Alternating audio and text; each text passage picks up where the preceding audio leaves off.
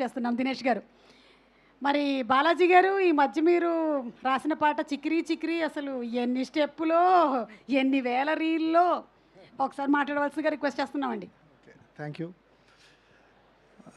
First of all నాకు పరిచయం ఉన్న మ్యూజిక్ డైరెక్టర్ నాగవంశీ, అతని ప్రోద్బలంతోనే ఈ పాట రాయడం జరిగింది.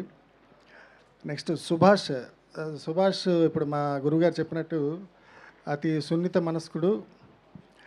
చాలా గొప్పగా సందర్భాన్ని చెప్పాడు నాకు చెప్పినప్పుడు. ఆ క్యారెక్టర్ని మలిచే విధానంలో హీరోయిన్ క్యారెక్టర్స్ని చాలా చక్కగా మలిచాడు. నాగవంశీ అద్భుతమైన చూనిచ్చాడు. దానికి ఎస్పి చరణ్ గారు, చిత్రమ్మ గారు పాట పాడారు. అది చాలా అద్భుతంగా బంగారు బొమ్మ ఓహో అందాల గుమ్మ మనసంతా నిండిన మాట చెప్పాలమ్మా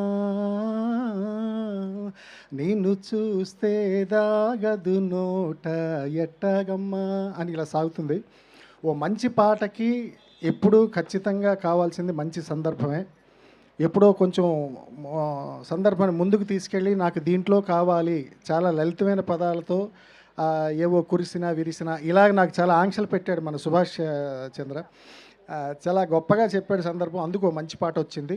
అలాగే మన రెడ్ పపెట్ ప్రొడక్షన్ వారికి ఈ సినిమా చాలా విజయాన్ని ఇచ్చి కాసులు వర్షం కురిపించాలి.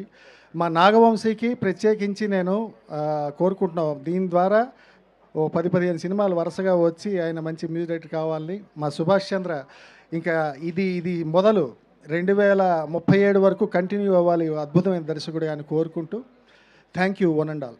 Thank you. ఎవరైనా ఒకళ్ళు ఏదైనా ఒక లైను